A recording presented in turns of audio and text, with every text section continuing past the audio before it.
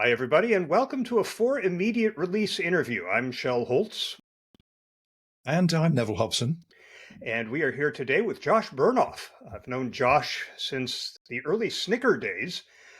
Josh is a prolific author, professional writer, mostly of business material. But Josh, I'm going to ask you to share some background on yourself. Okay, thanks. What people need to know about me, I spent 4 years in the startup business and 20 years as an analyst at Forrester Research. Since that time, which was in 2015, I have been focused almost exclusively on the needs of authors, professional business authors. So I work with them as a coach, a writer, a ghostwriter, an editor, and basically anything they need to do to get business books published. The other thing that's sort of relevant in this case is that while I was at Forrester, I originated their survey methodology, which is called technographics. And I have a statistics background, a math background. So fielding surveys and analyzing them and writing reports about them is a very comfortable and familiar place for me to be. So when the opportunity arose to write about a survey of authors and AI, I said, all right, I'm in. Let's do this. And you've also published your own books. I've read your most recent one, How to Write a Better Business Book. Yes. So this is like the host has to prod you to promote your own stuff. That's right. Yes. Yes. So my two most recent books, I wrote a book called Writing Without Bullshit, which is basically a manifesto for people in corporations to write better. And I wrote Build a Better Business Book that you talked about, which is a complete manual for everything you need to do to think about, conceive, write, get published, and promote a business book. Yeah, so they're both available online where your audience can find them. Wherever books are sold. Yes. So we're here today, Josh, to talk about that survey of writers that you conducted, asking them about their use of AI. What motivated you to undertake this survey in the first place? Well, I'll just go back a tiny little bit. About 2 years ago, Dan Gerstein, who is the CEO of Gotham Ghostwriters and a really fantastically interesting guy, reached out to me because he knew my background doing statistics and said, let's do a survey of the ROI of business books. Get business authors to talk about what they went through to create their business books and whether they made a profit from all the things that followed on that. So at the conclusion of that project, which people can certainly still get access to that information at authorroi.com. At the conclusion of that project, it was clear that we could do a really good job together. So when he came to me and said, let's do a survey about authors and AI, it's a topic I've been researching a lot, talking to many authors about how they use it. And I said, all right, yeah, let's actually get a definitive result here. And we were really pleased that the survey basically went viral. We got almost 1,500 responses, way more than we did for the business author survey because there's a lot more writers than authors in the world. And because we got such a large response, it was possible to slice that so I can answer questions like, how do technical writers feel about AI? Or is this different between men and women or older or younger people? And so that enabled us to do a really robust survey, which people can download if they want. It's at gothamghostwriters.com/AI-writer, available free for anyone who wants to see it. And we'll have that link in the show notes as well. Okay. Great. It's a massive piece of work you did, Josh. I mean, I kind of went through the PDF quite closely because it's a topic that interests me quite a bit. And I was really quite intrigued by many of the findings that it surfaced. But I have a fundamental question right at the very beginning, because I'm a writer myself, but I encounter this phrase throughout, professional writer. I'm not a professional writer, but I'm a writer. And I know a lot of communicators who would say, yeah, I'm a professional writer. I don't think it fits the definition you're working to. So can you actually just succinctly say what is a professional writer as opposed to any other kind of writer that communicators might say they are? What's the difference? Yeah, there's less there than meets the eye, and I will describe why. So we fielded this survey, and we basically said, if you are a writer, you can answer this survey. And we got help from all sorts of people who are willing to share it within their communities. So over 2,000 people responded, but of course, you have to disqualify people if they're not really a writer. And the way we define that is, we said, do you spend at least 10 hours a week on writing and editing? And somebody who didn't, I'm like, okay, you're not really a writer if you don't spend at least 10 hours a week on it. And we also looked at how people made their living. So let's just say you're a product manager. You're probably doing a lot of writing, but you wouldn't describe yourself as a professional writer. So part of what we did was to have people answer questions about what kind of writer are you? And we had the main categories, and we captured almost everybody in them. Marketing writers, nonfiction authors, ghost writers, PR writers, and so on. And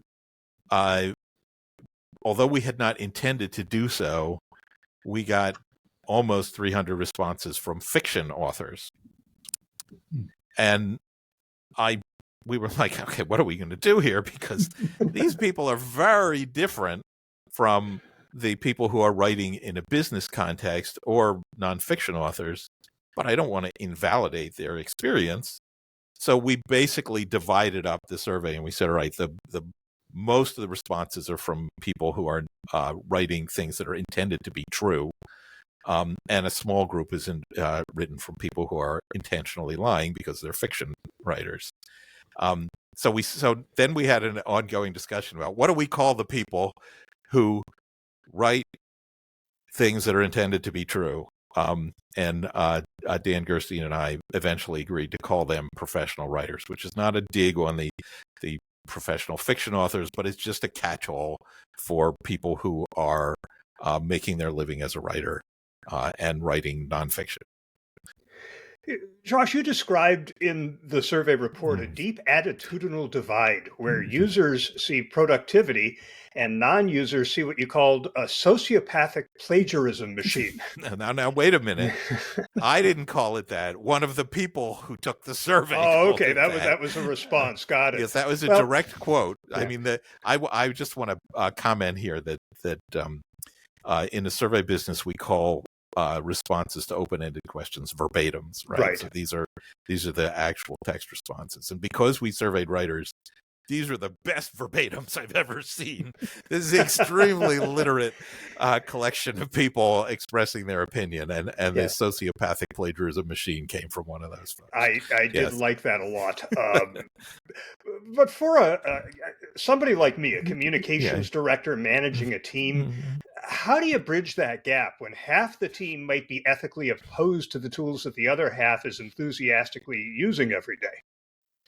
You just tell the other people to go to hell. No, I'm kidding. No, it's true. So one of the most notable findings of the survey was that people who do not use AI are likely to have negative attitudes about it.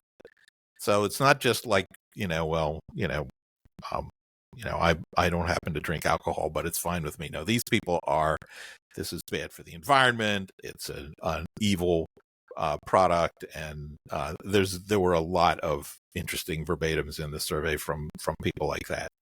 61% of the professional writers said that they use AI. So this is a minority of people who are not using it, and an even smaller group who are opposed to it, but they are fervently opposed to it. The people who do use it are generally getting really useful things done. A majority say that it's making them more productive. And the people who are most advanced are doing all sorts of things with it. By the way, this is really important to note. The thing that everyone's sort of morally up in arms about, which is people generating text that's intended to be read using AI, is actually quite rare.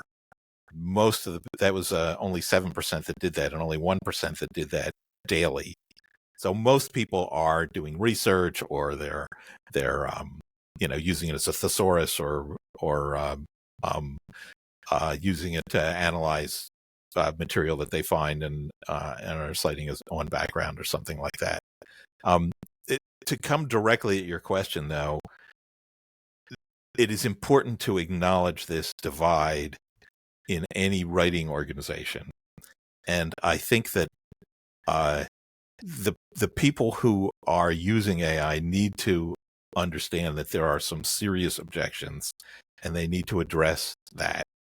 The people who are not using it, I think, need to understand that perhaps they should be trying this out just so that they're not operating from a position of ignorance about what the thing can do. And I think most importantly, the big companies that are creating AI tools need to be a lot more serious about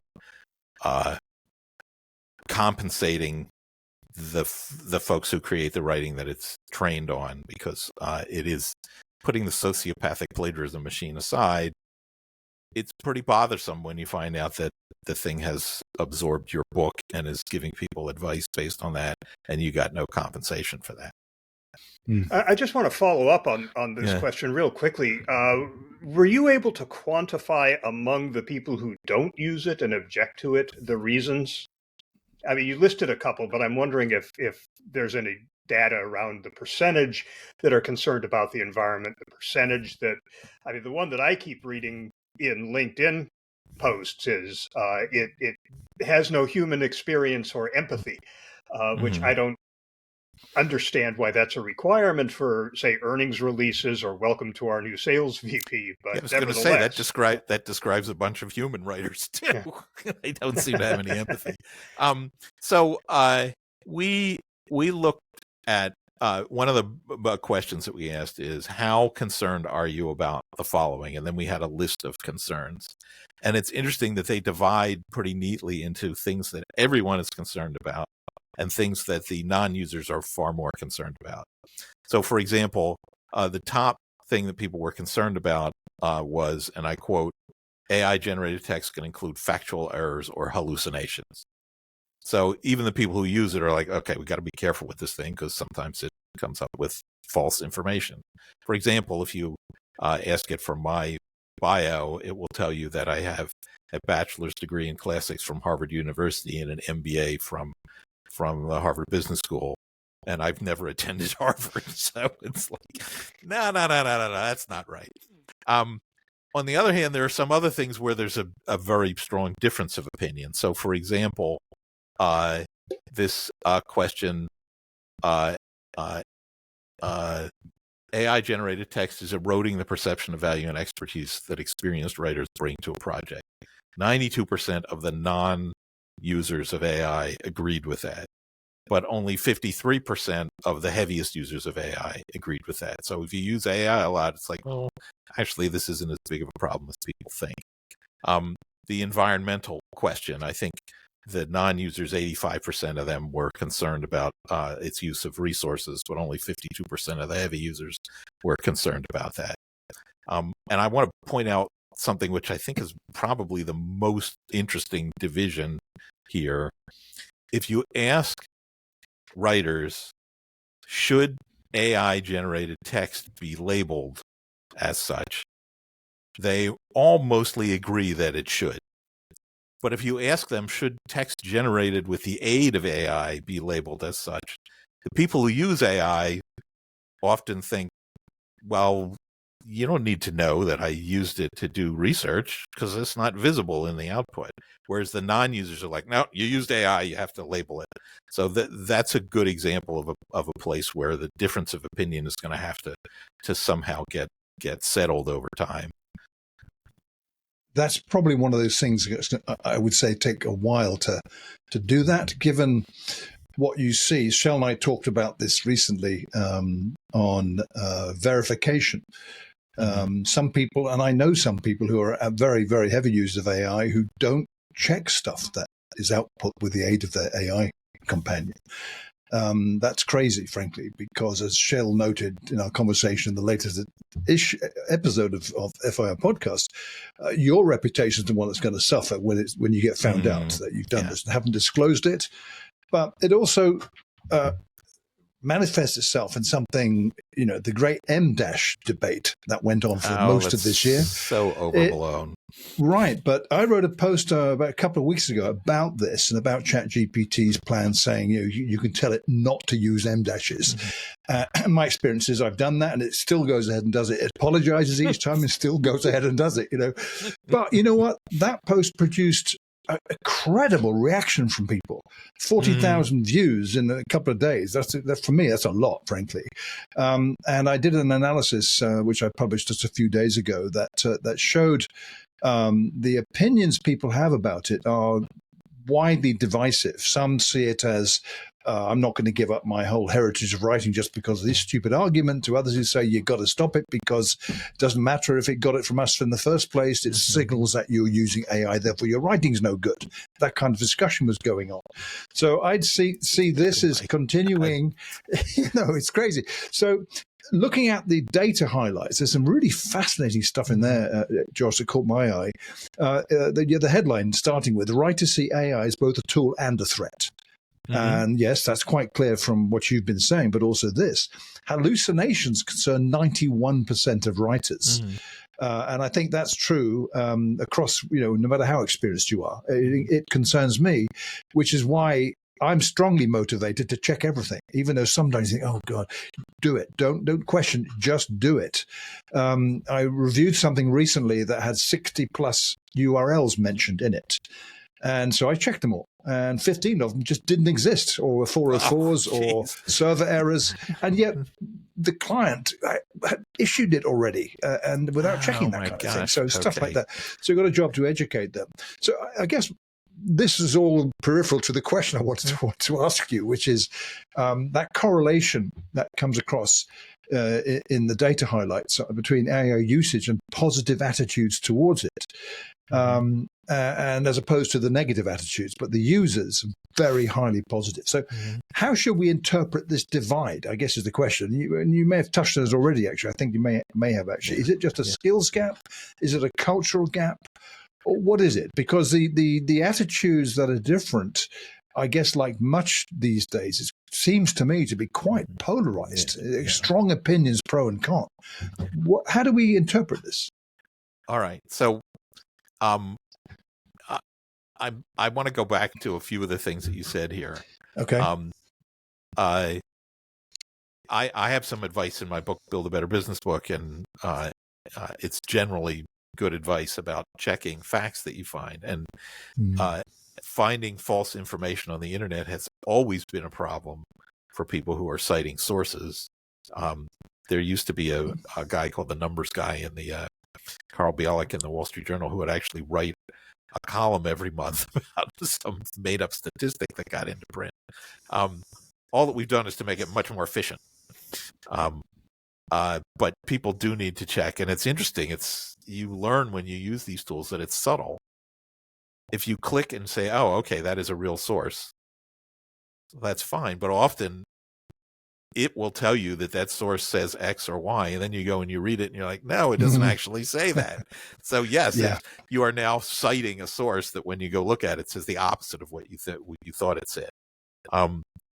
Real professional writers know that is an important part of their job, and it just happens to be easy to behave incompetently and irresponsibly now. But believe me, I deal with professional publishers all the time, and there are all these clauses now in their contracts which basically say you have to disclose when you're using AI, and if there's false information in here, then you're responsible for it, and we might not publish it.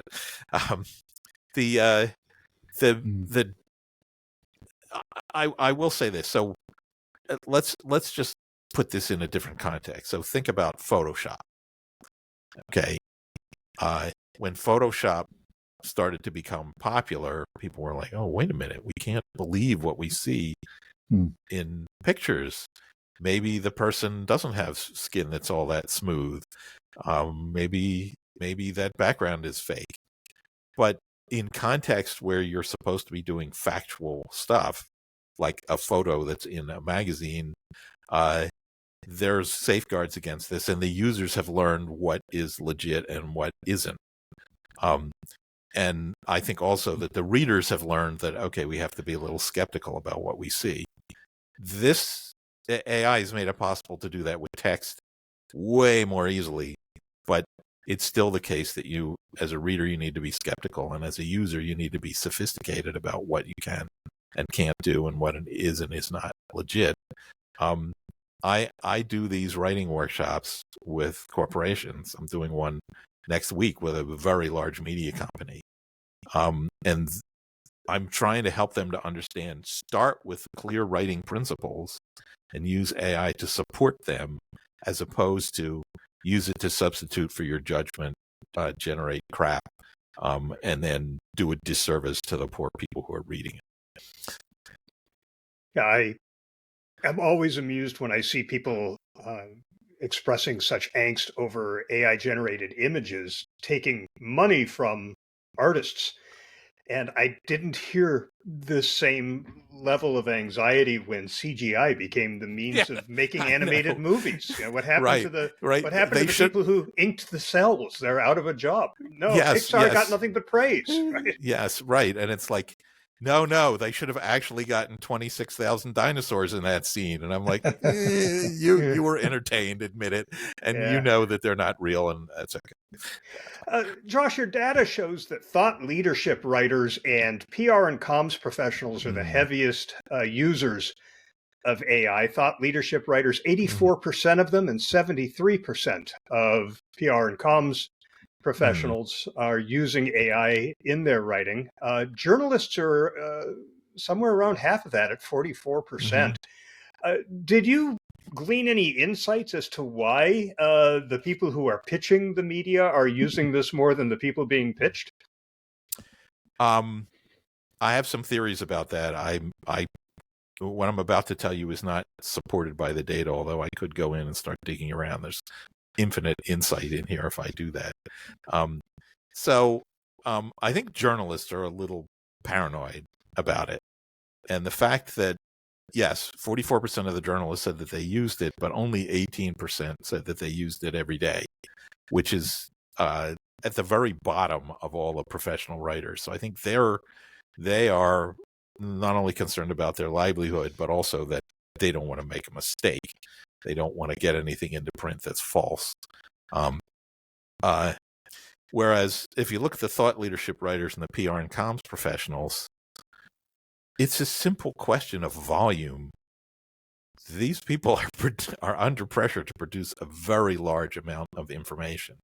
And I can tell you as a professional writer that there are certain tasks that you really would rather not spend time on if an AI can do it. So if you're gathering up a bunch of background information, and Perplexity does a better job on contextual searches than Google, which it absolutely does, then you're probably going to use it. Now, there is the risk that these people are basically generating large quantities of crap and then sharing it. But that's I think that rapidly becomes unproductive. If you're basically spamming people with AI slop, then they will immediately become sort of immune to that, and then you lose trust, and at that point, you've destroyed your own livelihood. Yeah, absolutely. I want to ask you about one of the other findings you had in here about ChatGPT is the clear leader amongst all writers. 76% using it weekly. I use ChatGPT more than any other tool. I'm very happy with it. It does what I want. But in light of how fast things move in this industry, how things change, how do you see that shifting, or does it not actually matter at the end of the day which tool you use, as long as it delivers what you want from it? Well, what you have here is people spending hundreds of millions of dollars to become the default choice, the sort of dominant company here. And if you look at past battles of this kind, to be like, who was the top browser, or what's the top mobile operating system, this is a land grab. This is, if you sit out and wait and see what happens, you could very easily end up on the sidelines, which is why there's so much money flooding into this.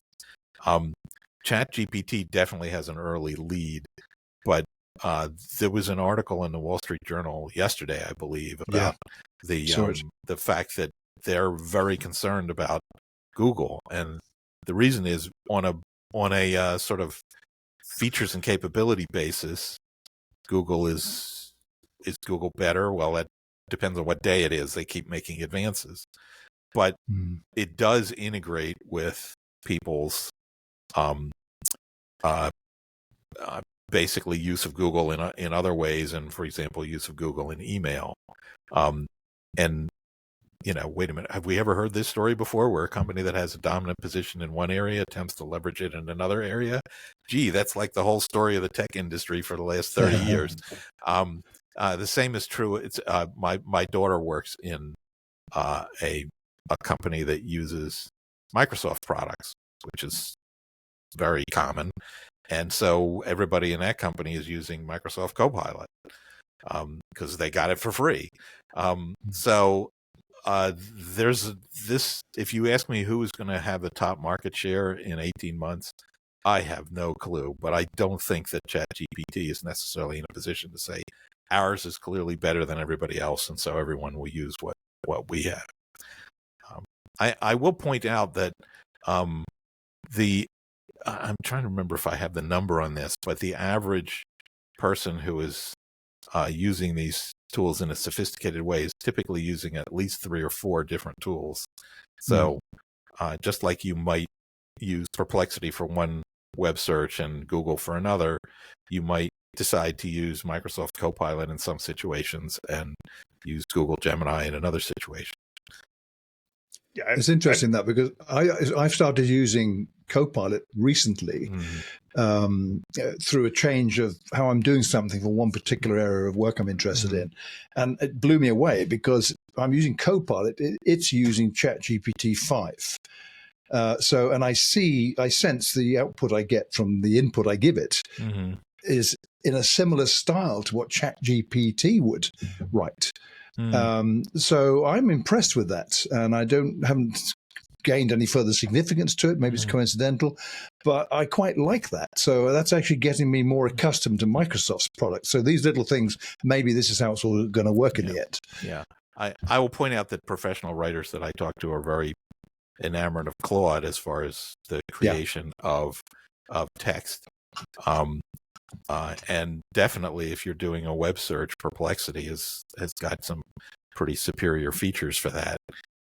I find myself often telling ChatGPT, don't show me anything unless you can provide a link. Yeah, I'm not going to trust you until you do that, and I'm going to check that link and see what it really says. So that's the development of specialized tools for specialized purposes is absolutely going to continue here. Yeah, I've been using Gemini almost exclusively since 3.0 dropped. I find it's just exponentially better, but I'm sure that when ChatGPT releases their next model, I'll be back to that. In the meantime, I did see Chris Penn commenting, I think it was just yesterday, on that Wall Street Journal article, pointing out that it's baked into Google Docs and Google Sheets and all the Google products, whereas OpenAI doesn't have any products to bake it into. And that's a clear advantage to Google. But Josh, you revealed in the research that 82% of non-users worry that AI is contributing to bland and boring writing. What I found interesting was that 63% of advanced users felt the same way, that it's creating this AI slop. So as a counselor to writers, how would you counsel people? Our audience is organizational communicators, so I'll say, how would you counsel organizational communicators that when cutting through the noise is vital. You need to get your audience. I deal mostly with employee communication, and we need employees to pay attention to this message, despite the fact that there are so many competing things out there just clamoring for their attention. How do you avoid the trap of this bland and boring writing when you're so desperate to cut through that clutter and capture that attention? Yes, well, large language models create bad writing far more efficiently than any tool we've ever had before. so, and of course, I'm talking to both corporate writers and professional authors all the time about this. And so, basically, the general advice is that the more you can use this for things behind the scenes, the better off you are. And the more you use it to actually generate text that people read, the worse off you are. I'm going to give you a very clear example. So I am currently collaborating with, as a co-writer on a book about startups for a brilliant author who is really knows everything about startups, has an enormous background on it. And he has insisted that I use AI for all sorts of tasks. In fact, he's like, why are you wasting your time when you could just send this thing off and tell it to do the research? And we've done some spectacular things. Like I had a list of startups and I told it to go out on the internet and get me a simple statement about who they are, what financing stage they're in, what category they're in. And it goes off and it does that. That would have taken me days. But because this guy is intelligent, there's a reason he's hired me and not replaced me with AI, because once it's time to actually create something that's going to be read by people, we have to rewrite that from beginning to end. That's, as a professional writer, that is my how I make a living. And what I write is the complete opposite of bland and boring. And he doesn't want bland and boring. He wants punchy and surprising and insightful. So, you can both say use AI for all of this other stuff, and don't you dare publish anything that it creates. And I feel like that is generally the right advice, that everybody is going to end up where I have ended up, which is even in a corporate environment, it can support you, but you're not using it to generate text that people are going to actually read. It's a really good point you've made there, I think, because one of the findings in the survey report, AI-powered writers are sure they're more productive. And I definitely sit in that category. I'm absolutely convinced. I'm probably in that, 92% or whatever it is of the advanced users who think so. How do I prove it? Well, it's not so much the output, it's the quality. It kind of tunes your mind into some of the reports that you read or what others are saying elsewhere that use AI tools to support you in doing the stuff that is what AI is better at than humans, unstructured, structured data, whatever it is, finding patterns, all that stuff that we can all read about. And you do the intellectual stuff, the stuff humans are really good at. Yeah, and they sound great phrases and sentences. And I've mentioned them to lots of people. I don't see too many people doing that, so they're obviously not in the advanced stage, let's say. But I find it hard to believe, frankly. Really, I do. In conversations I've had during this year on those who diss this, who say this is like some of your respondents have said, it's the what is it, the psychotic plagiarism machine or whatever it was, the sociopathic, but yes, sorry, sociopathic, but it's both things can be true. Yeah, well, they can, but it amazes me. It truly does, and I think if we've got this situation where clearly there is evidence that if you use this in an effective way, it will help you be productive. It will augment your own intelligence, to use a favorite phrase of mine. So AI is augmenting intelligence, not artificial. And yet that still encounters brick walls and pushbacks on a scale that's ridiculous. Worse in an organization when that's at a leadership level, I would say. So how do we kind of make this less of a threat as it's seen by others, it seems, or is this part of the issue that those naysayers just see all this as a massive threat? Well,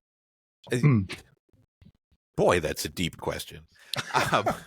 So first of all, I always start with the data here because I want to distinguish between my opinions and the data. And the data says that the more you use AI, the more likely you are to say that it is making you more productive. And as you said, 92% of the advanced users said that it made them more productive.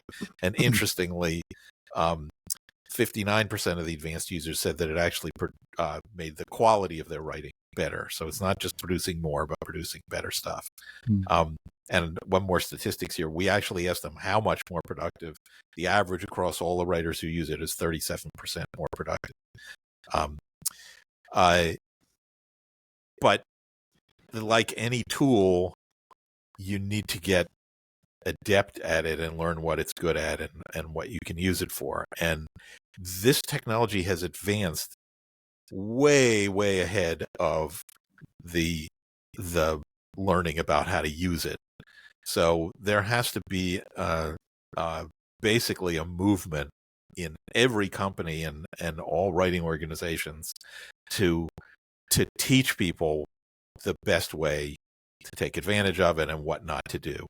And in fact, one of the things that I recommended and that I tell some of the corporate clients I work with is find the people who are really good at this and then have them train the other people. Because there's nothing better than somebody saying, okay, here, let me show you what I can do with this. I'll just give you an example. So this report itself, obviously people are saying, oh, well, did you use AI to write the report? I started out trying to use AI to analyze the data, and I found that it was not dependable. I'm like, okay, I'm going to have to calculate these statistics the old-fashioned way with spreadsheets and data tools. Every single word of the report was written by a human, me. At least most people still think I'm a human. But we had, thousands of verbatims to go through. And the person to whom I delegated the task of finding the most interesting verbatims used AI to go in and find verbatims that were interesting, there were some positive ones, negative ones, had some diversity in terms of who they were from. So we weren't quoting all technical writers.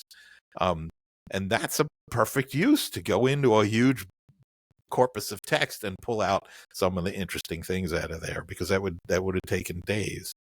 I can't help mentioning here, because I in preparation for doing this report, I interviewed some of the most advanced writers that I knew, including Shell. And one of my favorite examples is a very intelligent woman who Shell, I know you know, is completing her doctoral degree right now. And she told me that, the review of existing research is an enormous element of this, and that using AI to help summarize and compare the existing research would save her 3 years in the completion of her doctoral degree. You cannot walk away from that level of productivity. And she's full of enormously creative ideas. So this is not a bad writer. This is an excellent writer. But what she's doing is she's saying, oh, I had this brilliant idea. Hey, is there anything in the literature that's similar to this? Oh, wait a minute. These people came up with the same thing, so I can't claim the authorship. Oh, it went across all the research and nobody else is saying that? Oh, great. This is an original thing I can include. That's a smart way to use it. Yeah, I just this past week, I interviewed our new safety director, just came on board. I used Otter AI to do the interview. I like that because I'm able to focus on the interview subject rather than scribble notes. And what I did was uploaded the transcript of the interview that I downloaded from Otter into Gemini. And I said, because the interview led to a lot of digressions and a lot of personal back and forth that interrupted the substance of what we were trying to get to. So I just said, clean up this transcript, get rid of everything that doesn't have to do with his coming on board at our company as the new safety director, his background and all of that, and then categorize it. But don't change any of his words, right? I want the transcript to be exact. And it did exactly what I asked it to do.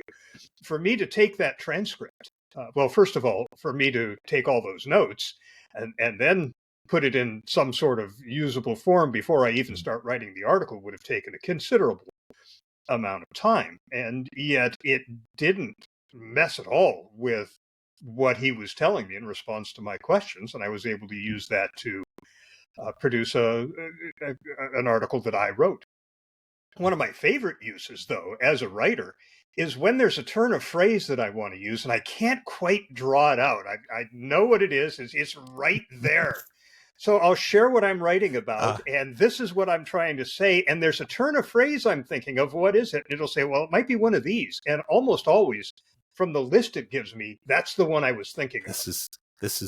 This is a way better thesaurus than anything else I've ever used. Yeah. At the age that we're at, sometimes you can't. There's a word and you can't bring it to mind. And like, yeah, that was the word I was looking for. Yeah. Yeah, Josh, Excellent. You found that 40% of freelancers and agencies say that AI has eaten into their income.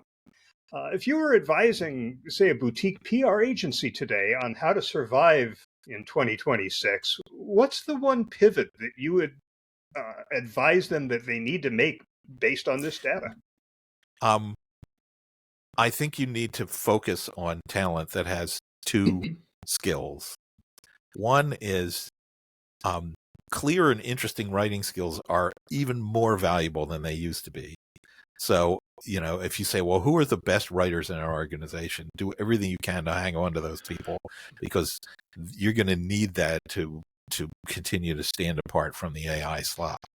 And then the other side of that is to become as efficient as possible with AI for the rote tasks. So you also want people who are really skilled at using these tools to conduct research tasks. I interviewed a woman at the Gathering of the Ghost, which is the event where this research was first presented. She matches up ghostwriters to author clients, and she gets like a background briefing on every single person that she goes and pitches. And it's really good at that. So when she gets on the phone with these people, they're like, oh, wow, she's really smart. She did a whole lot of homework here. And this is the kind of person I want to work with. Okay. It has nothing to do with her writing ability. It has to do with her ability to take advantage of these tools. And yeah, I think that we're going to be able to get more done with fewer people, which is a tale as old as time, really. That's just the direction that things go with automation. But I can't resist pointing out here on the flip side, I think a bunch of people, including publishers, are now delegating work to AI and laying people off, and it's doing a bad job. I ghost wrote a book recently where the copy editing came back, and I was like, this is inadequate. This is a terrible job. This was obviously done by a machine and done badly by a machine.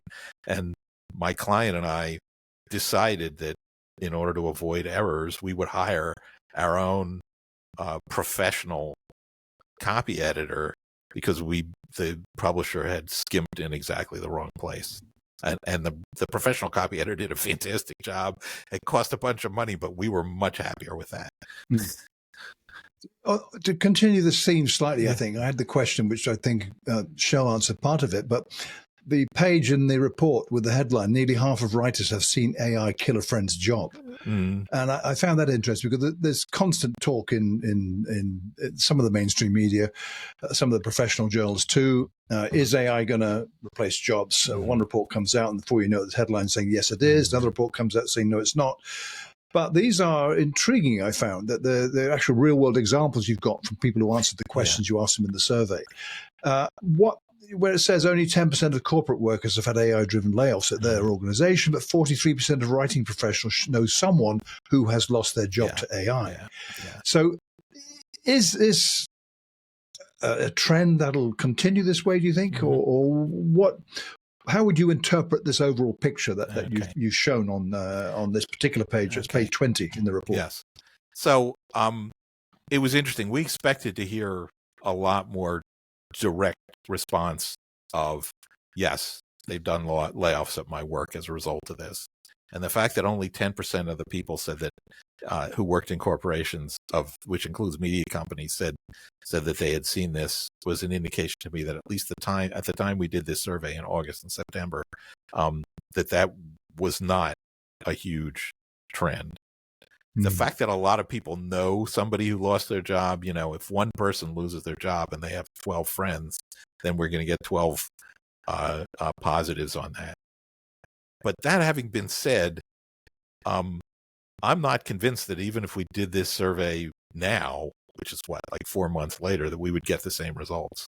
It's clear to me that there's a lot of layoffs happening, that a significant amount of it is AI stimulated.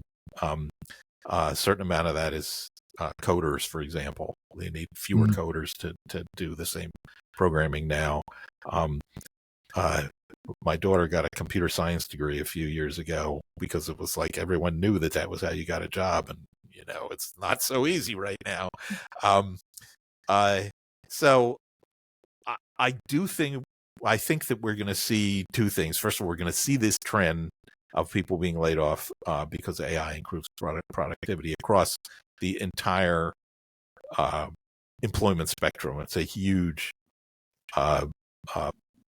trend that's likely to happen. But I also think that you're going to find companies backtracking and saying, "Oh my God, we thought we could have all this productivity, but it turns out that we need more humans here than I realized, and we need to go back and bring them back." I feel that it is driven by a certain amount by investment mania to cut back expenses, and that in the end, as in so many cases, when you replace people with automation, you end up with a poorer quality result. I want to talk about fiction authors for a minute. Okay. And I find it intriguing that they are so universally anti-AI. Neville and I are both friends with J.D. Lassica. I don't know if you know. Oh, yeah, J.D. no, I know who that is, yeah. He's got a product out there called Authors AI. It's a model that he and his partners have trained. It's not using ChatGPT or Gemini or any of the large frontier models. But what you do is you feed your novel to it, presumably in a first draft, and it analyzes the novel against all of the criteria that has been trained on about what makes a good novel, and gives you a report about, you need to do a better job of character development here, the story arc is weak here, things like that. So, I mean, there are uses for fiction writers beyond actually writing for you. But you did note that they almost universally detest it. Only 42% use it, No. Let's be clear here. It was the non-users among the fiction authors who almost universally detest is it? Okay, I misread that. But emphatically angry was the language that jumped out at me. I'm wondering, for those of us in business writing, is there a lesson we should take away from fiction writers about the preservation of the soul of a narrative? No. It's been nice talking to you, Josh. No. Very good.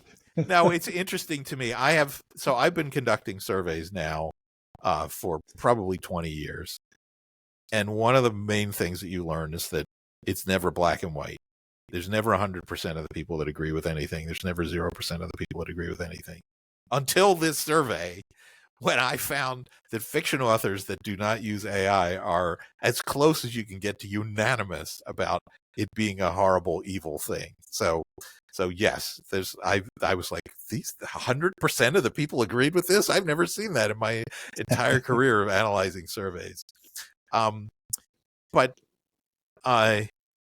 sort of to give you a little bit more thoughtful answer than no. Um, soulless fiction is boring and nobody wants to read it. And that happens to also be true of soulless nonfiction writing.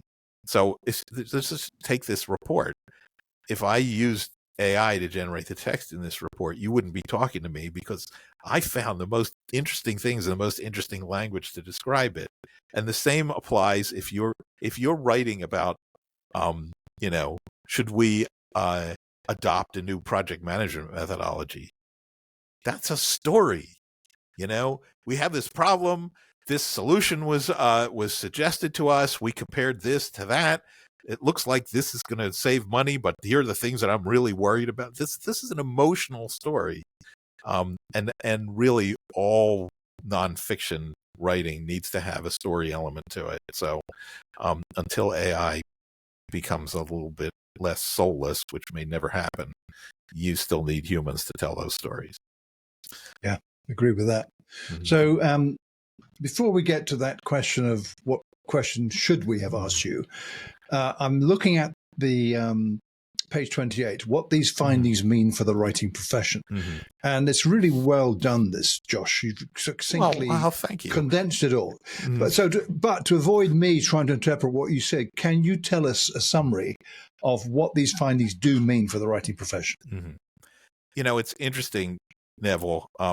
There was always a section like that at the end of my reports at Forrester Research because that's what they were paid for.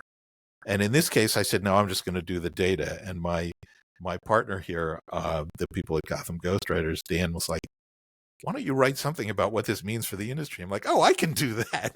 Good idea. Okay. So I wrote this. And I think that in corporate environments, it is important now to understand what this is good for and to take the people who've become advanced at it and use them to help train other folks. And it's especially challenging, I think, in media organizations, because on the one hand, they are under enormous pressure, profit pressure.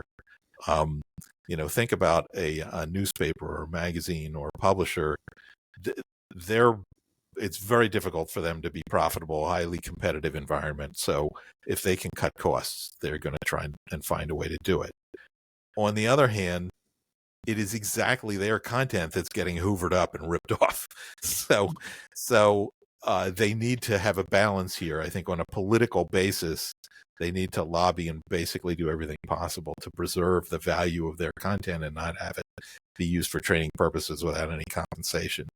But I also think they have to be very prudent in what kinds of things that they take AI to do and what they don't. Just like the people at that publisher who used the AI copy editing that did a terrible job. If they economize in the wrong places, it's going to be a very bad scene.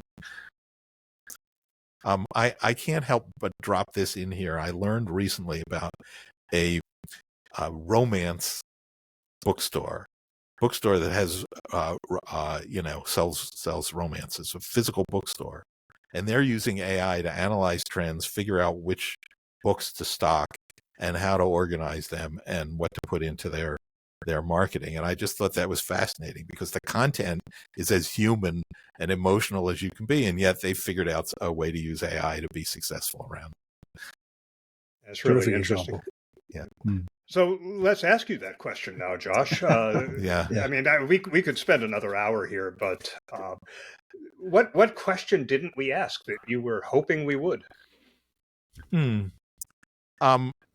I think that the most interesting finding here, and there were so many fascinating findings, so that's saying something, was in the questions that we asked about what tasks do you do with AI?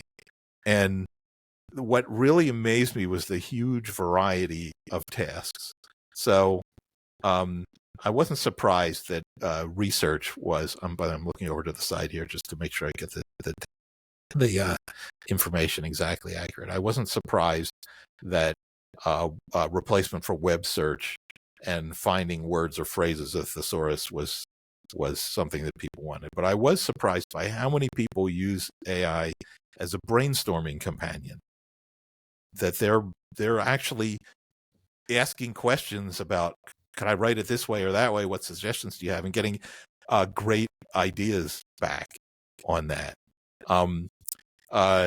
To summarize articles is very popular, but generate outlines, find flaws and inconsistencies. As a devil's advocate, deep research reports. I mean, this is the people who get good at this keep coming up with new ways to use it. So I think that if you look at what's happening in the future, all this debate about AI generated slop getting published is much less interesting to me than the capability that this has to make writers more powerful, smarter, more interesting, come up with more ideas, and to basically be an infinitely patient assistant that can get you to be the best writer you can possibly be.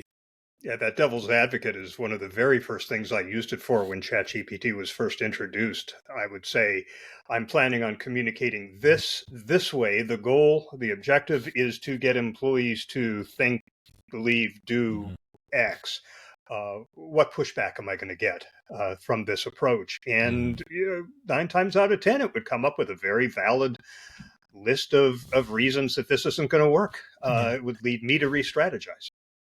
Well, Shell, as you know, you can contact me anytime if you need someone to tell you that you're wrong. But I'm not available at 3 a.m, and ChatGPT is. So from that perspective, it's probably better. Plus, my rates are much higher than theirs. Josh, how can our listeners find you? Well, the most interesting thing is to subscribe to my blog at Bernoff.com. I actually write a blog post about books, writing, publishing, and authoring every weekday. People say, why do you do that? The only good answer I have is it's a mental illness, but you may as well take advantage of it. And we shared the URL for this research report, and certainly anyone who's interested in writing a business book, just do a search on Build a Better Business Book, and you can get access to that. And certainly, if someone is so desperate that they really want a human to help them, I am available for that. Great. Thanks so much, Josh. We really appreciate your time. Okay. It was really great to talk to you. Likewise. Thank you.